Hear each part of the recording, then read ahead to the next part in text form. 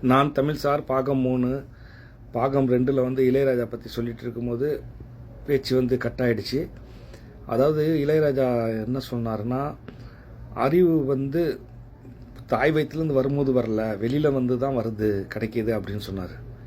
அப்போ அதில் ஒரு விஷயம் புரிஞ்சிக்க வேண்டியது என்னென்னா, அப்போ அவர் நம்ம இசை நாணின்னு சொல்கிறோம்ல, அந்த நாணம் அவர் தாய் வயிற்றில் வர்றதுக்கு முன்னாடியே அது தந்தை வயிற்றுலேயும் தாய் வயிற்றிலையும் அதுக்கு முன்னாடி தாத்தா பாட்டி வயிற்றுலையும் இப்படி 7வது ஜென்மமாக அவர் பிறக்கும்போது அந்த இசை நாணம் இருந்ததுனால தான் இன்றைக்கி நம்ம நாணின்னு சொல்கிறோம். வெளியிலேருந்து கற்றுக்கிறதும் இருக்குது, வெளியிலேருந்து தான் அறிவு பெறுகிறோம். ஆனால் பேசிக்கான ஒரு அறிவு வந்து உள்ளே இருக்கும். அதனால தான் அவங்க ஒரு துறையில் மட்டும் ரொம்ப பிளேன் கண்டுபிடிச்சோம், எப்படி கண்டுபிடிச்சான், இன்னும் எத்தனையோ உலகத்துக்கு கொடுத்தவங்கலாம் எப்படி கொடுத்துருக்காங்கன்னா, அந்த பேசிக் நானும் அவங்களுக்கு உள்ளுக்குள்ளே இருந்திருக்கும், அது பிறவிலே இருந்திருக்கும். அதனால நல்ல பாடகர்லாம் கேட்ட சொல்லுவாங்க, இறைவனின் அருள் சொல்லுவாங்க. ஸோ அந்த மாதிரி ஒரு விஷயம். இன்னொன்று சொல்கிறாரு, அகரமுகர எழுத்தெல்லாம் அதுக்கு என்ன அர்த்தம் சொல்லப்பட்டிருக்குன்னா, பொதுவாக எல்லாரும் புரிஞ்சுக்கிறது என்னென்னா, எழுத்துக்கெல்லாம் ஒரு அகரம் இருக்கிற மாதிரி இந்த உலகுக்கு வந்து கடவுள் தான் அகரம். சில பேர் சூரியன்னு கூட சொல்லுவாங்க. ஏன்னா பகவான் என்றால் சூரியன் கூட சில பேர் சொல்கிறாங்க. அதை வச்சு சொல்கிறேன். ஆனால் அவர் என்ன சொல்கிறாங்கன்னா, அகரம்னா ஆ என்ற எழுத்து புரிகிறது. அந்த ஆ எழுத்து வந்து உருவம் இருக்குது, ஆனால் அந்த ஓசைக்கு உருவம் இல்லை. அப்போ வந்து ஓசை இல்லாதது தான் இறைவன் அப்படின்னு சொல்லப்பட்டிருக்கு. அதான் உருவம் இல்லாத எதுவும் இல்லாத ஒரு இறைவன் அப்படி சொல்லப்பட்டிருக்குன்ற மாதிரி ஒரு தத்துவம் சொல்கிறாரு. அது நீங்கள் வந்து பொதுவாக வந்து இசையை சொல்கிறேன், அறிவு வந்து நீங்கள் சாதாரணமாக கடந்து போகாதீங்க. மொத்த பிரபஞ்சமும் முதல்ல இறைக்கப்பட்டப்ப எல்லாமே துகள்களாக இறைந்து கொண்டு இருந்தது. அப்படியே சுற்றி சுற்றி சுற்றி சுற்றி ஒன்று ஒன்றா அப்படியே சேருது, தன்னுடைய இடத்துக்கு வந்து சேருது. அந்த பயணம் தொடர்ந்து தான் எல்லாமே உருவானது, இந்த சூரியன், பூமி, நிலா எல்லாம். சரிங்களா? இது சயின்ஸ் கூட ஒத்துக்கும். இப்படி உருவானது இப்போ வந்து என்னன்னா எல்லாமே செட் ஆகிடுச்சு. இந்த அறிவு இருக்குல்ல, இன்னும் செட் ஆகலை. இது மனிதனுக்குள்ளே பயணம் பண்ணிக்கிட்டே இருக்குது.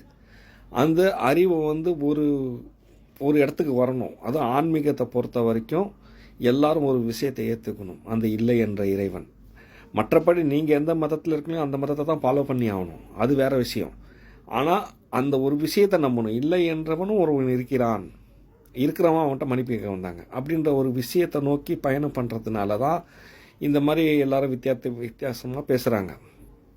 அதில் இளையராஜா வந்து ஒரு 10வது அவதாரம்.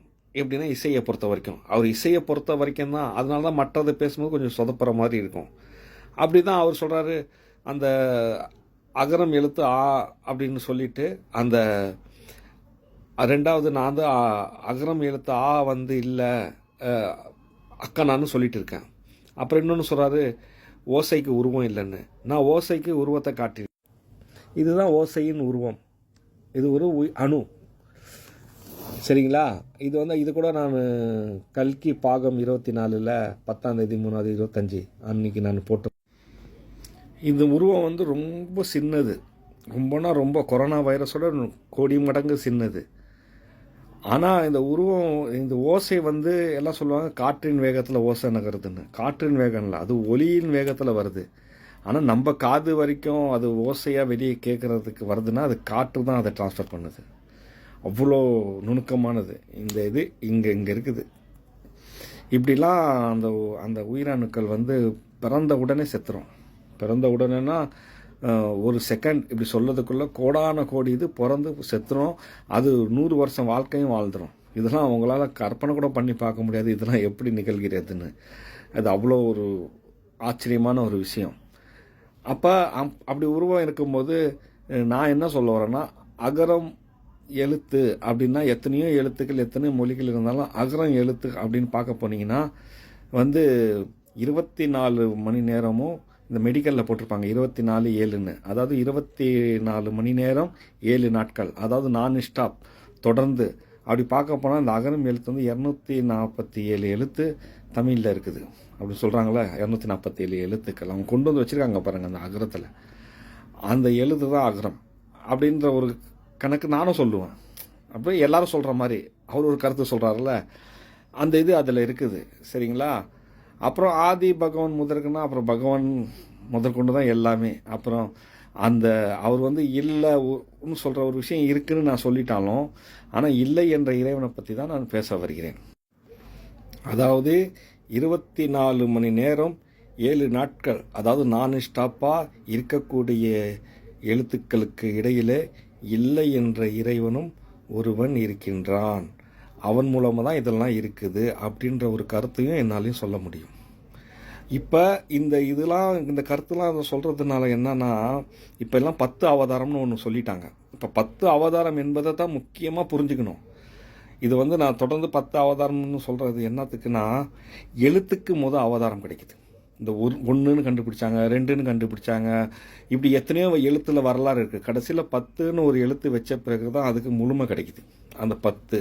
அப்போ ஒவ்வொரு விஷயத்துக்கும் ஒரு அவதாரம் இருக்குது. இப்போ எத்தனையோ எவல்யூஷன், அதாவது பரிணாம வளர்ச்சி அப்படின்ற சொல்கிறாங்கள, அந்த மாதிரி பரிணாம வளர்ச்சியில் வந்து ஒவ்வொன்றும் ஒரு பரிணாம வளர்ச்சி அடையுது. இப்போ வந்து எல்லா உடல்களும் வந்து பரிணாம வளர்ச்சி அடைஞ்சு எத்தனையோ உடல் அடைஞ்சு மனுஷன் உடல் வந்துச்சுன்னா அதுவே ஒரு 10வது அவதாரம் தான். இதுக்கப்புறம் வேற உடல் பெஸ்ட்டானது கிடையாது. அப்படியே ஒவ்வொரு விஷயத்துக்கும் ஒரு அவதாரம் இருக்குது. நம்ம உடம்புக்குள்ளேயே ஒரு அவதாரம் இருக்குது. அதாவது இந்த புருவத்தை நீங்கள் எடுத்துருங்க, அது வளர்ந்து உங்களுடைய இடத்துல வந்து நின்றுடும். அப்போ அது 10வது அவதாரம் வந்து நிற்கிது அப்படின்னு எல்லாத்துக்கும் ஒரு முடிவு இருக்கும். அது 10வது அவதாரம் அப்படின்னு இப்படி ஒரு கணக்கில் தான் இந்த 10வது அவதாரம் இங்கே எதை வேணாலும் நம்ம சேர்த்துக்கலாம்.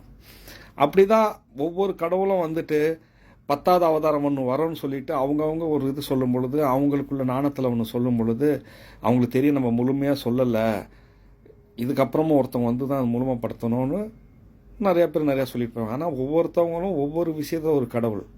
ஏரோப்ளேன் கண்டுபிடிச்சான்னா அவனும் ஒரு கடவுள். அதாவது அவன் ஒரு 10வது அவதாரம். அந்த எவ்வளோ முயற்சி பண்ணி அவன் கடைசியாக கண்டுபிடிச்சிட்டான் அப்படின்னு நீங்கள் வச்சுங்க. அப்படின்னா ஒவ்வொன்றுக்கும் ஒரு அவதாரம், 10வது அவதாரம் இருக்குது. அந்த 10 என்பது முழுமை. இதுக்கப்புறம் தொடரலாம் அப்படின்ற ஒரு கணக்கில் தான் அந்த 10வது அவதாரத்தை வச்சு நான் பேசிகிட்டு இருக்கேன். அதை தான் நீங்கள் புரிஞ்சுக்கணும். அதை வந்து நான் சில சாம்பிளாக காட்டுறேன். ஏன்னா அந்த இறைவனையும் புரிஞ்சுக்கிறதுக்கு இந்த ஒரு விஷயத்தை நீங்கள் புரிஞ்சுக்கணும். இதை நல்லா பார்த்துங்க. இங்கேருந்து ஆரம்பிக்கிறேன். எதுவும் இல்லை, பூஜ்ஜியம். அப்போ இல்லைன்னு ஒன்று நான் காமிக்கணும்ல, இல்லைன்னு. அப்போ அது இருக்குதுன்னு காமிக்கும் போது இருக்குது அப்படின்றது மாதிரி வச்சு இன்ஃபினிட்டி. இதை வச்சு நீங்கள் பார்த்தீங்கன்னா இப்போ இல்லைன்னு ஒன்று இருக்கக்கூடிய மாம்டேட் நான். இப்போ இதை நான் உணர்றேன், நான் இருக்கிறதுனால தான் இதெல்லாம், இது இல்லை இது இருக்குன்னு சொல்லிட்டு நான். இப்போ எனக்கு அப்புறமா மாம்டேட். இவங்க மாம்டேட் யாருன்னா உலகத்தில் உள்ள அனைவருக்கும் மையம், சரிங்களா? அனைத்து உயிர்களுக்கும் மையம் இவங்க தான். இப்போ இவங்க தான் எல்லாத்தையும் ஒன்று சேர்க்குறாங்க அப்படின்னு வச்சுங்க. இப்போ எனக்குள்ள, இப்போ நான் தனி ஒருவனாக எனக்குள்ளே இருக்கிறது திரு பிக் பாஸ் தமிழ். அப்படி எப்படின்னா வச்சுங்க, உங்களுக்கு புரிகிற மாதிரி சொல்லப்போனால் நமக்குள்ளே இருக்கிற 2 விஷயம், நல்லது கெட்டது. அதாவது கெட்டதுக்குள்ளே நல்லது, நல்லதுக்குள்ளே கெட்டதுன்னு சொல்கிறோம்ல, அது கெட்டதுன்னா சைத்தான்னு சொல்கிறோம்ல, எப்படி வேணாலும் வச்சுங்க. இது 4 ஆண் பெண், பெண்ணுக்குள் ஆண், ஆணுக்குள் பெண், இப்படி 4ஆக பிரிச்சுங்க வச்சுன்னா. இவங்க வந்தது பிறகு இப்போ எனக்கு இருக்கிற ஒவ்வொருத்தவங்களுக்கும் ஒரு அப்பா அம்மா மூலமாக தானே நம்ம வந்திருக்கோம். அந்த அப்பா அம்மா இவங்க எல்லாம் சேர்ந்திங்கன்னா அதெல்லாம் மொத்தம் 10 வரும். இது அப்போ நானே ஒரு 10வது அவதாரம் தான், ஒவ்வொருவரும் ஒரு 10ஆம் அவதாரம் அப்படின்னு புரிஞ்சுக்கணும். அப்படின்னா ஒவ்வொரு விஷயத்துலையும் நீங்கள் வந்து ஒரு 10ஆம் அவதாரத்தை பார்க்கலாம். இப்போ பிரபஞ்சத்தை பொறுத்த வரைக்கும் 10வது அவதாரம் பார்க்க போனீங்கன்னா பார்த்தீங்கன்னா இந்த கதிரவன், கீழே இந்த நிலா, பூமி, இது 10 போடுது பாருங்கள். அதே மாதிரி இது 1 போடுது இப்படி. ஏன்னா நீங்கள் பார்த்தீங்கன்னா பூமி உருண்டை தான், நம்மளை சுற்றி சூரியன் வந்துகிட்டே இருக்குது. அது 1 போடுற மாதிரி இதை புரிஞ்சுங்க 10. அப்போ இந்த பூமி இது 10வது அவதாரம் அப்படின்னு கோள்கள் நீங்கள் எடுத்துக்கிட்டிங்கன்னா அப்படி பார்க்க போனீங்கன்னா இதில் நான் 1ன்னு போட்டிருக்கேன். 10வது அவதாரம், எண்களில் 10 அவதாரம் அப்படின்னு. ஆன்மீகத்தில் நான் அப்படின்னு போட்டிருக்கேன். எழுத்தில் வந்து ஆங்கிலம், இந்த அக்கா நான் ஜெட்டில் சேர்ந்துட்டு 10 போடுது அப்படின்னு வச்சுங்க. இசையில் இளையராஜன்னு வச்சுங்க. தண்ணீரில் மலை 10 ஜம் அப்படின்னு வச்சுங்க. உடலில் மனிதன் அப்படின்னு வச்சுங்க. இப்படி ஒன்றும் நீங்கள் எது வேணாலும் எடுத்துங்க, பிரச்சனை கிடையாது. ஆக மொத்தத்தில் ஒவ்வொன்றும் ஒரு விஷயத்துக்காக 10வது அவதாரம் போடுது. ஒலிக்கு பத்தாத அவரம் கண், அப்புறம் ஒலி பதிவில் ஒரு முகம்.